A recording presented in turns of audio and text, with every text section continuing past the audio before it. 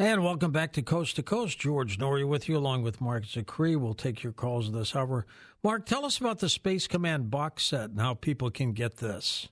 Yes, well, thanks, George. Essentially, as I mentioned earlier, Space Command is a 12-hour, 12-episode season, the first season of Space Command, and we just finished shooting Hour 6.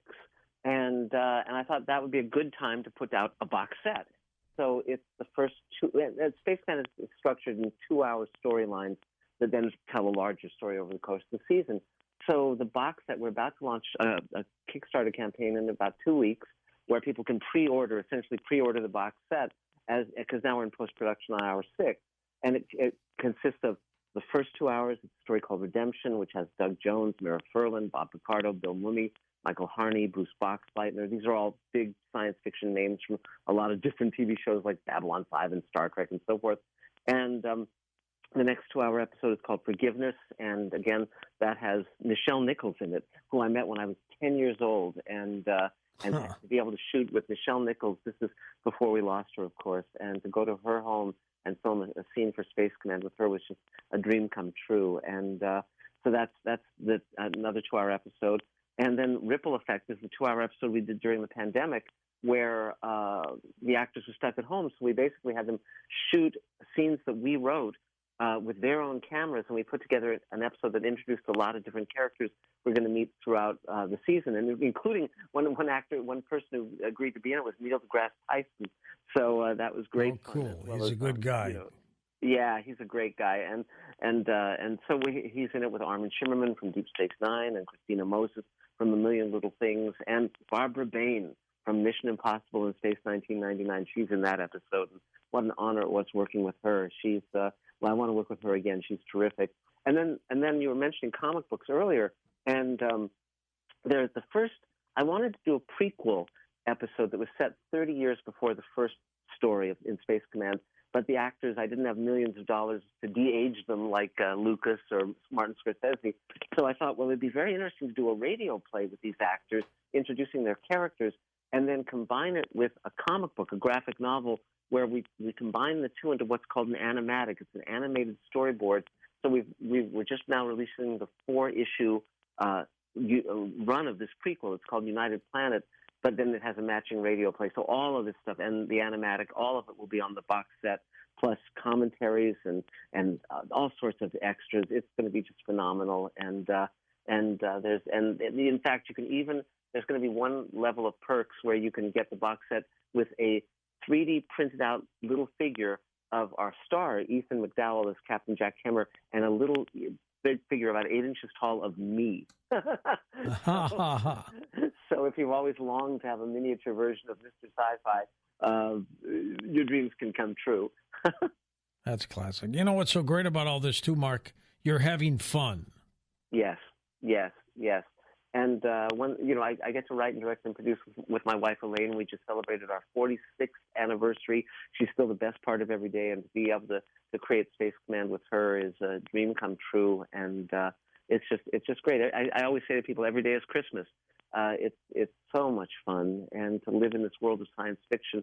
It's funny, I went to my elementary school reunion a few months ago, and there were kids I hadn't seen in over 50 years, and I knew all of them, every kid at the reunion.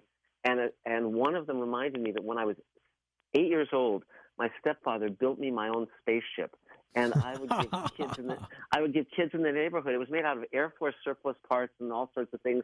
And I would give kids in the neighborhood tours of the solar system. And then so 2 of these kids from the elementary school reunion came to my studio, and they saw the giant alien spaceship that we've just built, and they said, "You are exactly the same as you were back then." They said, "You've followed. You haven't changed. You followed your dream. You have not changed a bit." And they were so impressed, and it was so gratifying to get that kind of recognition from them that I'd actually done something worth doing. Well, let's have some fun. Let's get some calls. Let's start with Ron in Michigan on the wild card line. Hey, Ron, go ahead. Hi, George and Mark. Mark, watching the Twilight Zone when it first came out with my parents, it was like one of the most how fortifying, fulfilling things, because you had those strange stories and they were kind of spooky. But if you had your parents around you, you knew you were safe, and it was a wonderful story. But my two favorite stories they're all favorite stories. One is Abraham Lincoln on his death march. What was that? Yes, that's The Passerby. The Passerby. Yeah, and then Roddy. It's a wonderful. Yeah. Go ahead, please. And Roddy McDowell playing a Japanese and an American officer in World War II, which my father was he was a combat soldier in World War II in the Pacific, and I think it brought especially parents and children closer. Especially if your father was a veteran, and you could ask questions of like when the Japanese the Twilight Zone guy, the Japanese guy, he was in that episode with the former combat veteran. They both went crazy and killed each other. There was a lot of death, suicide, and how to handle it, and how it was. It was an amazing show, and it still is. Well, the episode you were just talking about is The Encounter with George Takei, and it's a great episode, and wasn't seen for many, many years. And but Rod had an enormous affinity for other soldiers. He when he turned 40, he actually went up in the air and parachuted again with the 101st Airborne, and he would jump out of an airplane into jungles filled with people trying to kill him, and during World War II. And in the Philippines, and so he really felt like one of those guys. His daughters told me that he would wake up sometimes, practically screaming and they would always say, "What's going on?" And in his dream, he would be back in the jungle in World War II. He definitely had PTSD, even though it wasn't called that at the time. But so a lot of that real truth came through in Twilight Zone, even though it was a fantasy show. Was there an episode of somebody playing pool, a pool player? Yes, that's a game of pool with Jonathan Winters and Jack Klugman. That's right. George Clinton Johnson wrote that one. It's a great episode. It's wonderful. And Jonathan Winters, of course, was a comedian, but they gave him a serious role then, didn't they? Yes, and they did that with a lot of comics. There's a lot of comedians who are in Twilight Zone, Shelley Berman and Buster Keaton and Carol Burnett, on and on. And but that one particularly, Jonathan Winters had actually just come out of the mental ward. He had a nervous breakdown, and but he was just so dedicated to the role and so into it. He does a great job. And interestingly enough, when George Clinton Johnson wrote that, what he actually envisioned to play that role of the heavy-set pool player was Burl Ives. And he would have been great, too, but Jonathan Winters is unforgettable. So, and Jack Klugman, of course, was just terrific. He did 4 Twilight. He was good. Jackie Gleason would have been good, too. Yes. Well, Jackie Gleason was in the feature of Requiem for a Heavyweight, so Rod certainly knew him. And, there are many people that would have been great to have in the Twilight Zone, but even so, they still got they got the cream of the crop. I mean, even Mickey Rooney. I mean, everyone brought their A game to Twilight Zone. You never see an actor just kind of, slumming or walking through it. They're always giving it 100%. And that's one of the reasons why it's memorable. I mean, Burgess Meredith, when I interviewed him, he talked about just what an honor it was to be in Rod's show, and he really thought Rod was terrific. What was the episode with Agnes Moorehead? She was in her house with little aliens running around? Yeah, that was called The Invaders, and those little guys, those little attacking creatures were hand puppets, interestingly enough. And my friend Doug Hayes, who directed the episode, he actually was an artist as well, and he designed those with William Tuttle, the great makeup artist. And Doug actually worked those puppets. He said, I created those little guys. And at the end, you hear one of them say, race of giants, and that was Doug's voice. He said, since I was playing those little guys, I thought I should be the voice as well. I love it. But the funny thing was he thought of Agnes Moorehead for that because she had been in a radio play called Sorry, Wrong Number, and it was a tour de force where she used her voice. And he thought it'd be great to have her in an episode where you don't hear her voice at all. But when he sent her the script to see if she'd do the role, she, like any actor, flipped through the pages to see how many lines she had, and she had no lines. And so she said to Doug, I don't know what I'm supposed to do in this. And Doug explained to her, and then, of course, she said yes. And Richard Matheson wrote that episode, and it's just another great one, just really creepy and phenomenal. Wasn't she in Bewitched? Yes, she played Elizabeth Montgomery's mother in Bewitched. That's right. That's what I thought. In fact, it's funny because she's in Bewitched and Elizabeth Montgomery's in Bewitched and Dick York is in Bewitched, and they were all in the Twilight Zone in different episodes. So yeah, and that's true of many of the shows that you see in the '60s. Leonard Nimoy and William Shatner were both in Twilight Zone, not in the same episode. Then they'd be in Star Trek together. You'd see these actors, all over the place. It was like an ensemble company. We all grew up with actors who seemed like family because you'd see them on Beverly Hillbillies one week and then Gunsmoke the next. How soon did Shatner play in Star Trek after he did his roles with Twilight Zone? He did his roles in Twilight Zone in 1961 and 63, and he was shooting with Star Trek Pilot in 65, and it aired in 66. So it was like just a couple years later. And, so it was probably what got him that role. I'm sure it didn't hurt. I mean, he was so great in Nightmare at 20,000 Feet.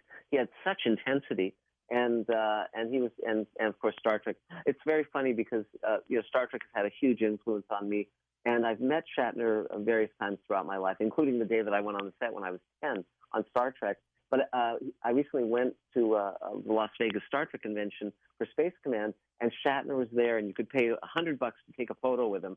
And I thought, gosh, if I'm going to get a chance to get a photo with William Shatner, I better grab it now because he's like 91.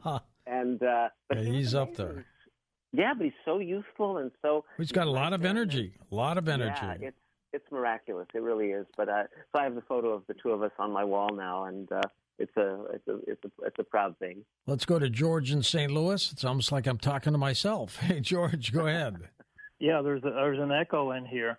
Yeah, hi, Mark. Hi, George. I've got 3 comments, and I can listen to your response offline. Sure. First, Rod Serling, he welcomed independent writers to submit scripts, and if they were good enough, he produced them. And secondly, Planet of the Apes was first submitted as a script to Twilight Zone before it was turned into a full-length movie. And thirdly, my favorite is Twilight Zone was with Burgess Meredith, where he was an avid reader. Mm-hmm. And he broke his glasses. That's the biggest absurdity. But I'll go off. I'll listen offline. Thank you. You bet. Thank you, George. Those are great questions. Well, yes, Rod. It's very interesting because when they first started Twilight Zone, Rod opened the door to submissions, and they got 5,000 submissions. They were able to read through 500, and none of them were any good. And he was at a loss. And so he called Ray Bradbury, and he said, I don't know what to do. Ray said, come over to the house. And they went down to the basement where Ray's office was, and he pulled out 4 books, one by Ray himself, one by a British writer named, I'm blanking on his name right now, but it'll come back to me. And then there were 2 of his protégés, Richard Matheson and Charles Beaumont. And he said, read these, and then we'll talk. And Rod ended up, of course, hiring Ray to write I Sing the Body Electric. George Clayton Johnson, another Bradbury protégé, became one of the great writers of the show. And Matheson and Beaumont were the core writers as well.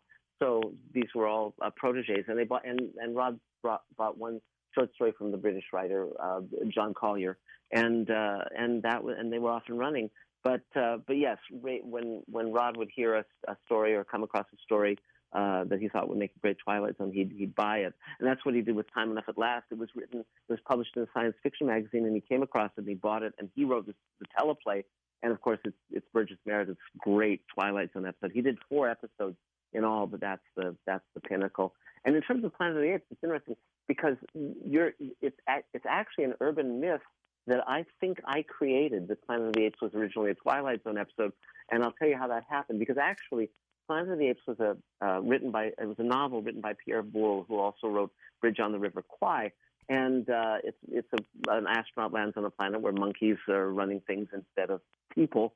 And it actually was a movie that Rod was hired to write the screenplay for after Twilight Zone, and he's credited on that film as the writer. He came up with that great Statue of Liberty shot at the end. But years later, a fan, realizing that Rod had written both Twilight Zone and Planet of the Apes, took Planet of the Apes and re-edited it as a half-hour Twilight Zone episode in black and white with Rod's narration from different Twilight Zone episodes as though it was the narration for that. And it really worked. It worked. It was, yeah. And so what I did was I really loved it, and I contacted the guy who'd done this, and I said, would it be okay if I wrote a fake Twilight Zone chapter explaining how this episode of Twilight Zone, no one ever saw it, and it was ultimately enlarged into the movie? And he said, sure. So I wrote that as a fake chapter of the Twilight Zone Companion and put it on the internet, and it started to spread. People thought it was real, so I had to take it down. Now if you buy the new edition of the Twilight Zone Companion, there's actually a link to that bogus chapter. But so it was like, so I was the victim of my own my own causation, But it was, but certainly, Planet of the Apes has a very strong Twilight Zone feel. And it's interesting, they just came out with a graphic novel of Rod Serling's original script for the Twilight Zone, where they adapted it, for Planet of the Apes, where they adapted it into a graphic novel, because there's a lot of differences from the movie. And it's quite wonderful. I highly recommend it. A classic. Let's go to Pat in Pittsburgh, Pennsylvania. Hey, Pat, go ahead. Hi. Hi there. It's just fantastic to be hearing two men who are obviously having fun at what you're doing. Yes. It makes it fun for me.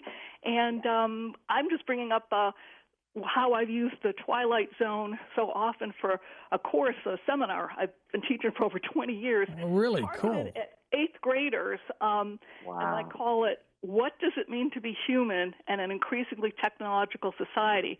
So I'm kind of they've gone from STEM to STEAM, and I add another E, like E squared for ethics. Wow. And there's so many Twilight Zones that get into this.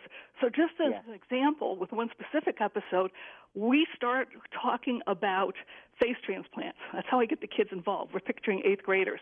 And think about, why would anybody do that? Why would they take that risk? Because you can live with a face that doesn't look normal. So why would you take that risk? And, of course, it gets into the idea of to feel more human. So we keep building with that. We do the history of how plastic surgery started with World War I soldiers trying to make them look normal. And if that could make people look normal, then people began to think, well, I'm already normal. Maybe it could enhance me. So we get into all that. But one of the episodes that is just great for kids is number 22, Looks Just Like You. And that brings up so much. And I've had students years later say, gee, Mrs. P, we used to just think you were the crazy Twilight Zone lady, but this stuff is happening. It's real.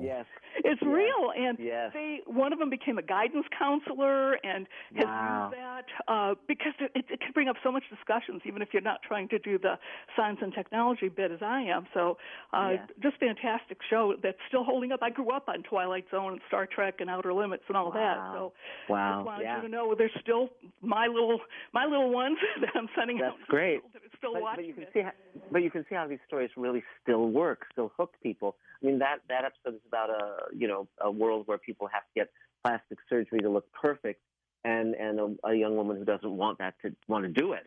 And it's a very powerful episode. It was written by Charles Beaumont and John Tomerlin, based on a short story by Beaumont called The Beautiful People, and it's so current. I mean, with all the plastic surgery and everything we have now, and so computers, robots, plastic surgery. I mean, Rod and the other writers were so far ahead of their time. They really, really were visionaries. It's classic. Mark, we're going to come back and take final calls with you in a moment on Coast to Coast AM.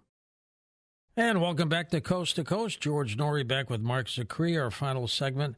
Mark, who is the actor who played Bartlett Finchley in The Thing About Machines in The Twilight Zone? Yes, that's such a great episode. And it's funny, again, because people come up with each person has a different favorite episode, and that was okay, hold on. Every now and then, George, I have to look my own book up. You mean we finally stumped you? You finally did. Yes, that's Richard Hayden. And it's funny because there's 156 of these episodes, and they're pretty well hardwired into my brain. But every now and then, it kind of there's a little bit of a jitter and the record skips. But Richard Hayden was perfect for that episode of Bartlett Finchley. It was an episode by Rod Serling. and it's where he hates machines and they turn against him. And I still remember that thing of the electric shaver coming down the stairs like a snake. It's really, I mean, so many of these episodes, even the ones that aren't the A-list episodes, they're so entertaining and so fun, you know. And so I don't think there's a single episode of Twilight Zone that isn't worth watching, you know, because you're going to get entertainment, you're going to get value out of it. And how many of those shows ended up turning into real life? Well, you know, there's episodes where they're also commenting. I mean, it's funny because every now and then Sterling would veer into something like Fidel Castro or Khrushchev or something of its time, but a lot of the stuff is very predictive, and some of them are just, no matter what year it is, they're timely. Monsters of on Maple Street is one of those. It deals with mass hysteria. And whatever the issue of the day is with people going off the deep end, that episode, you know, that should be shown in every school, I think in every classroom. It's so important to say, you know, when others around you are losing their heads, keep yours, you know, and don't give in to fear, don't give in to hysteria. It's a brilliant episode by Rod Serling. First-time caller Kyle's with us in Louisville, Kentucky. Kyle, thank you. Go ahead. Hey, George.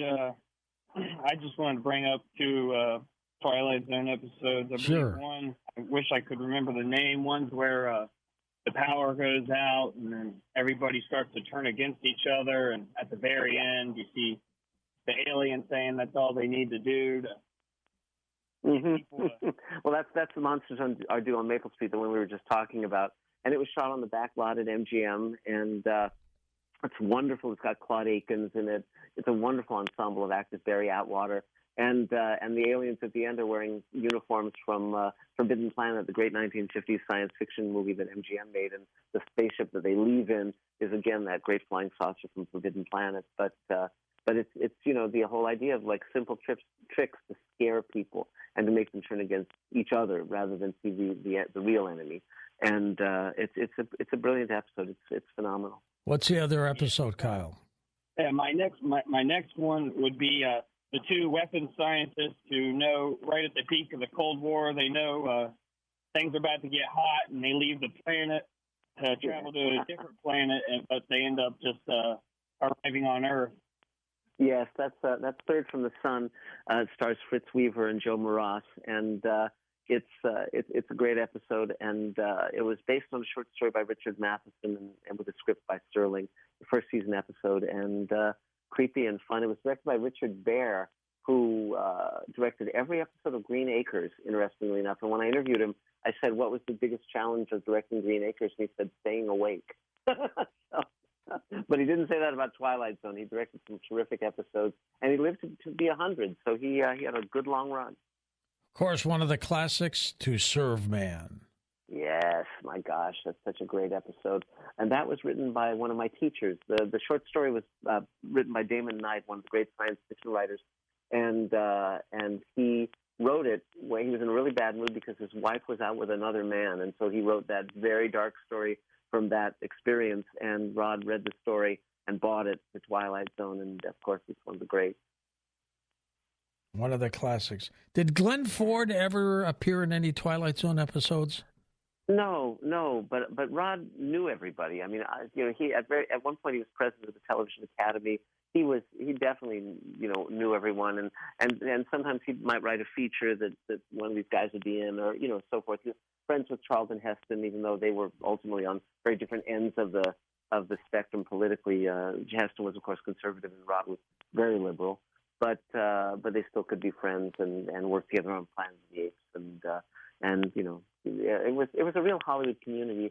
It was like today, people tend to know each other. They cross paths a lot, and Rod was very gregarious. He was a charming fellow. I mean, he was enormously likable. I never heard anyone say a bad word about him, and he wasn't a Hollywood slimeball by any stretch of the imagination. He was a warm-hearted, good person. And Burgess Meredith said, like all good writers, he listened more than he talked.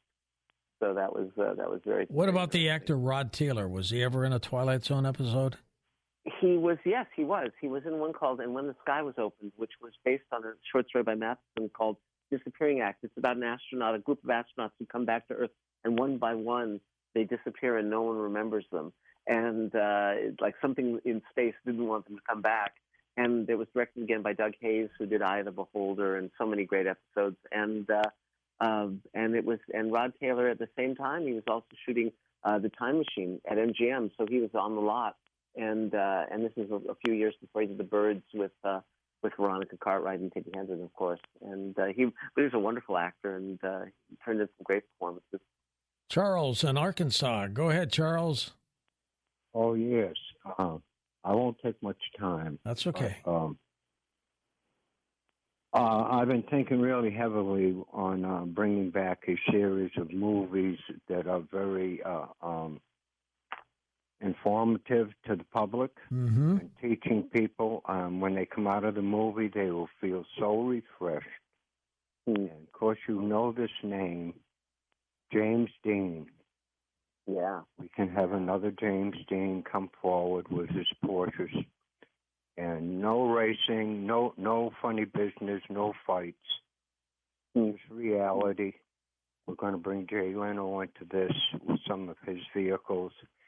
But it's a information series that may bring the public to an awareness that they never experienced. A lot of young people. When are you going to do this, Charles? When do you think you're going to do this? Well, I'm waiting for a car right now to get started. That like James Dean had, it's a replica. But what I'm wanting Mark to think of, and of course, your program is this way in reality every day. Movies that people don't know whether it's a movie or reality. Right. Because I'm a watcher. I've been watching what's going on this planet with my friends and law enforcement and the wars and you name it. Anyhow, I'm going to try to contact Jay and bring him up to date on the reality of what we can teach people through a series of movies. Would that work, Mark? What do you think? Well, the lovely thing is that, it takes someone with a fresh idea and you come with it with enthusiasm and commitment, and amazing things can happen. I mean, you mentioned James Dean a minute ago. The reason we even know who James Dean is because he worked in this wonderful medium of film. And Rod Serling actually wrote a live TV show with James Dean starring in it. It was called A Long Time Till Dawn. And, we work in this medium of film and TV where people remember us. It lasts. It's not like a stage performance. And so I think all of us who work in this medium are very, very grateful to have work that, I wrote things in my early 20s that people still love, people are still talking about. That's very, you get a feeling that you've actually accomplished something. And so good luck. I hope it all goes well. People need things that make them feel better. People need things that uplift them. And we are living in amazing times. I mean, the congressional hearings on UFOs, my gosh, it's amazing, really amazing. I wish we could get more information out of them, but at least it's happening. I want to see what those non-human biologicals were, and the craft. It's like, come on, guys, open the vault. But we live in an amazing time, and it's great to share enthusiasms with the world and have them benefit from it.